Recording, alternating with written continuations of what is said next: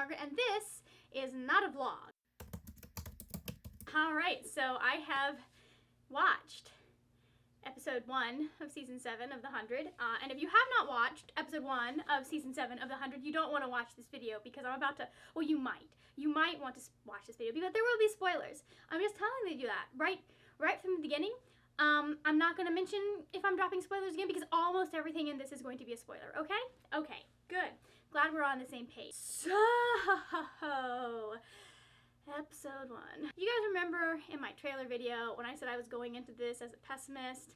I did not see a single thing in this episode that made me feel like maybe I should rethink that strategy. Not a single thing. I'm actually less concerned about Bellamy being gone than I was going into the episode, just because of things that friends said, and that's partly because I know now that that was partly Bob's decision, that he wanted some time off, and so he took that. They were willing to work that into this to the script and into the story and use that, and I think that's a clever thing to do.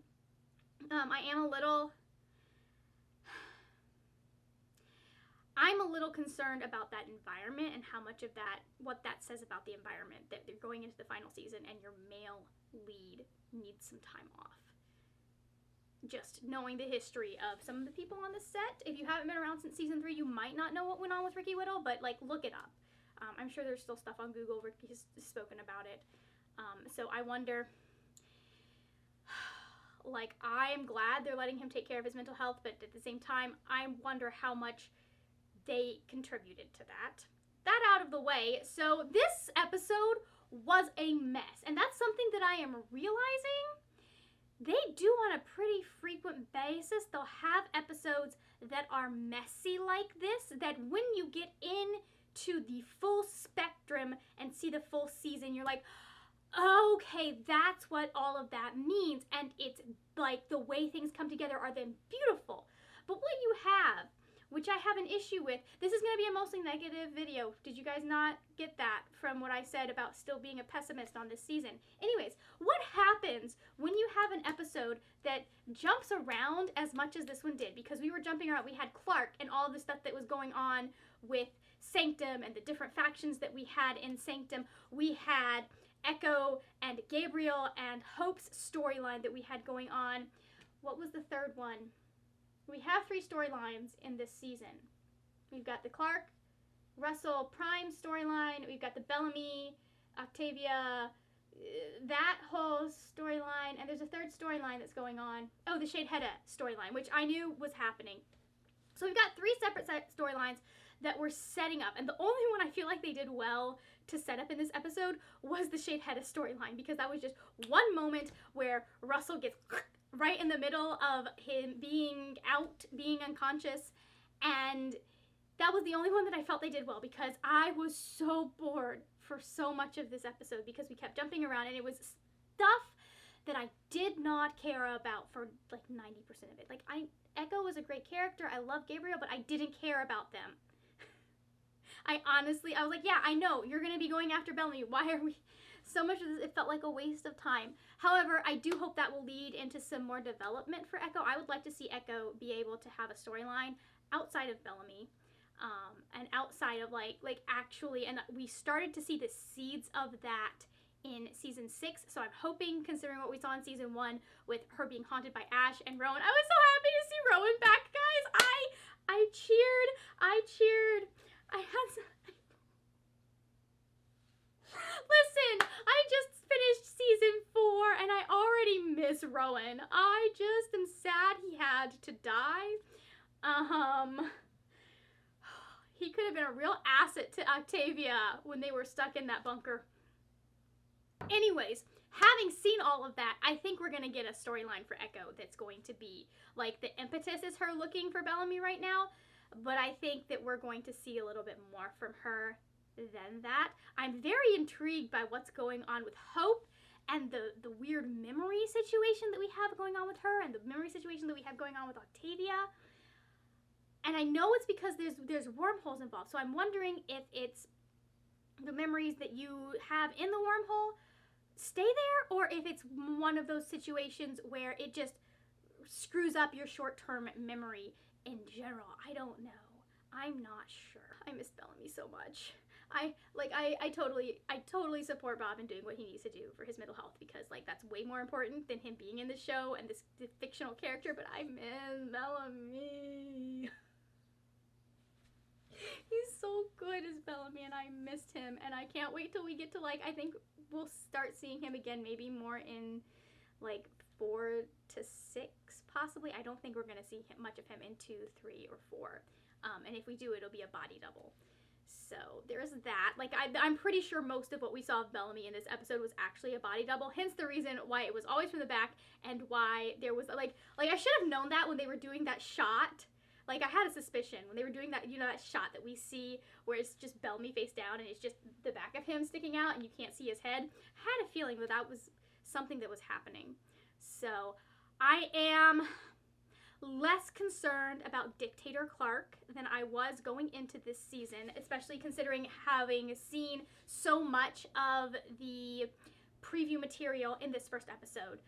And the fact that we got to the whole, like, I want to kill Russell thing in episode 1, it tells me that we're only going to be dealing with that for a few episodes, and then we're going to hit the whole, I think we're going to be dealing with that for a few episodes, and then we're going to hit the whole, oh, Bellamy is missing, I got to go get him. Like, please go rescue your future husband, Clark, please. I say I'm not hoping for Bellarke, and I have let go of them, and then I say things like that. Somebody was saying on Tumblr that, like, they're going to use that as an excuse for why Bellarke can't happen because Bob is not in this season as much, and I'm just like, with all of the build we've had for 6 seasons, I mean, all we need to do is have them make out when they meet again. That's all that has to happen. He just needs to break up with his girlfriend first. It'll work. It'll work, guys. Like, listen. It'll work, guys. Anyways, I still have very little hope for it.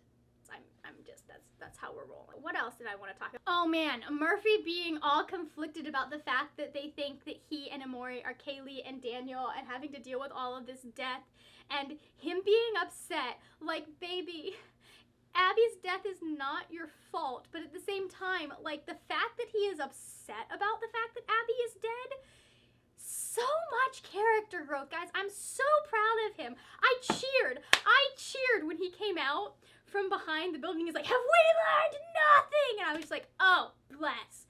John Murphy, thank you, doing your job. I'm so glad Amori talked him into that.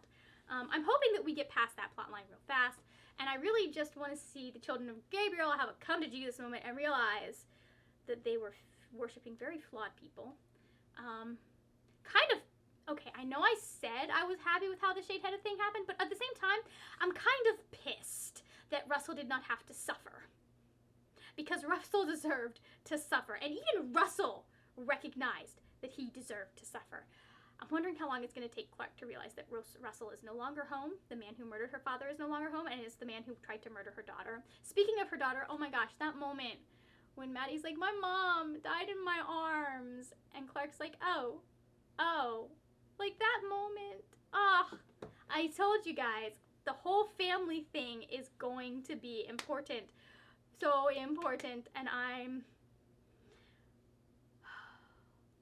love that storyline. I also like the fact that Clark is bottling things up is concerning, and we need Bellamy to come back and smack some sense into her. Can we have that happen? It's not going to happen, but we need that to happen. Although I'm a sucker for those character moments, and this is something that could happen, where they hold it together until they get to that one person that they know is safe and they can break down with. And I feel like for Bellamy and Clark, they are each other's person in that case. You know, regardless of whatever significant others they've got going, they are each other's person in that case. So hoping that that's cool. Let's see, what notes, I really did not take very good notes, but we're gonna see what else I have to say. One of my notes is, ugh, I'm stressed after that episode. I'm stressed. I'm going to be stressed until this season is over. Like, I just am in this moment of stress. Like, the thing that really is concerning to me is, like, and this is one of the things that disappointed me about Star Wars, is less about, like, I'm concerned that they will either pull a Game of Thrones and be like, all women who want power are crazy. And I don't like that. I don't like that, because that's not how it works, number one. Most of the time, women are better in power than men. there is empirical proof, not empirical proof, but we've got plenty of anecdotal historical proof. Or the other one that I'm concerned about, which I hate as someone who is currently single and doesn't want to be, like, I hate the one where it's like, the strong female character has to be alone because if she's with a guy, she is no longer the strong female character. I'm just like, what message does that send to women? And that's frustrating because I know there are people out there who actually will say, if you're with a man, you're not a feminist and stuff like that. And I'm just like, oh, I was so happy to see Eliza and Bob in top of billing. I was like, it's what they deserve. Fine, their names are together. Like they're together. I just...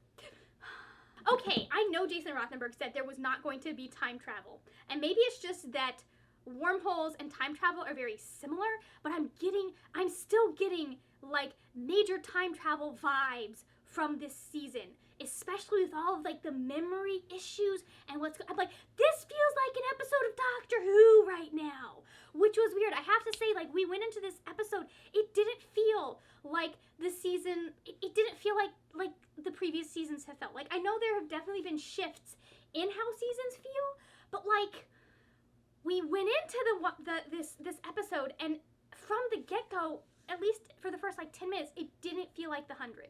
And that, am I the only one that felt like that? Because that was just weird to me. I was like, am I just feeling this way because no one's about to die? But at the same time, I'm like, this is not something we do on this show. We don't do this.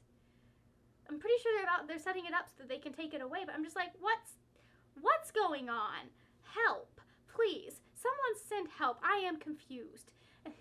Again, I was bored. Like that whole scene where it was like the children of Gabriel and the criminals and the whatever they are that worship the primes. When they were all like sitting out there measuring their dicks, I was just like, this is so freaking boring. I don't care about any of you. Like, I feel like that should have been something that we introduce those characters and the way they're pulling on Clark and the others, and then you have that scene where they're like being a problem.